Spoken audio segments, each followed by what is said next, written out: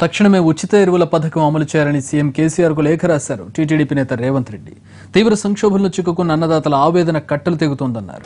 Khammam market యార్డ్లో జరిగిన ఘటనే దీనికి నిదర్శనమని లేఖలో పేర్కొన్నారు. ఈ ఖరీఫ్ నుంచి ఎరువులు ఫ్రీగా ఇవ్వాలన్నారు.